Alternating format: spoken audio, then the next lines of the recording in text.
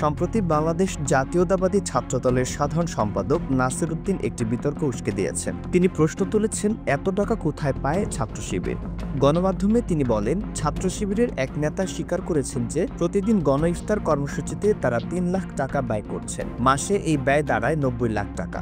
একটি সাধারণ ছাত্র সংগঠনের এত বিশাল অঙ্কের অর্থ কোথা থেকে আসে, এ বিষয়ে গণমাধ্যমের মাধ্যমে ছাত্র শিবিরের কাছে জানতে চান তিনি। এ প্রসঙ্গে বিশ্ববিদ্যালয়ের ছাত্র শিবিরের সদ্য সাবেক সভাপতি সাদেক কায়েম একটি ব্যাখ্যা দিয়েছেন। তিনি বলেন, ১৯৭৭ সালের প্রতিষ্ঠার পর থেকেই ছাত্র শিবির সমাজ কল্যাণমূলক কাজ করে আসছে।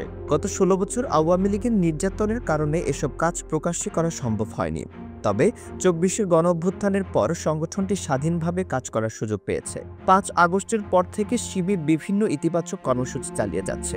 তিনি আরও বলেন, শিক্ষার্থীদের জন্য বিজ্ঞান মেলা আয়োজন, বিনামূল্যে চিকিৎসা সেবা প্রদান, ছাত্রদের নিয়ে সেমিনার, অভ্যুত্থান বিষয়ক বিভিন্ন প্রতিযোগিতা, জাদুঘরে গণ অভ্যুত্থানের চিত্র প্রদর্শনী এবং ইফতার বিতরণ সহ ছাত্র কল্যাণমূলক নানা কার্যক্রম চালিয়ে যাচ্ছে শিবির। ক্যাম্পাসে অবস্থানরত শিক্ষার্থীরা তাদের পরিবার থেকে দূরে থাকার কারণে ইফতারে বঞ্চিত হন। অনেকেই পরীক্ষার ব্যস্ততার কারণে ইফতার মাহফিলে উপস্থিত হতে পারেন না। সেক্ষেত্রে ছাত্র শিবির ১ থেকে ২ ঘন্টা আগে তাদের দরজায় ইফতার পৌঁছে দেয়।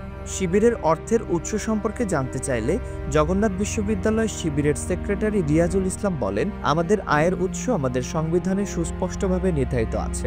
সংগঠনের প্রত্যেক স্তরের কর্মী ও শুভাকাঙ্ক্ষীদের দান, সংগঠনের প্রকাশনের মুনাফা এবং শরীয়তসম্মত অন্যান্য খাতই আমাদের অর্থের উৎস। আমাদের কর্মীরা তাদের টিউশন থেকে জমানো অর্থ ছাত্র কল্যাণ ফান্ডে দান করেন। এছাড়াও আমাদের ভাইয়েরা তাদের বেতনের উপার্জিত অর্থ আমাদের দেন। আমাদের সাবেক নেতারা বিপদের সময় আর্থিক সহায়তা দেন। তিনি আরও বলেন, আমাদের ব্যক্তিগত কোনো আয় নেই, ব্যক্তিগত কোনো ব্যয়ও নেই।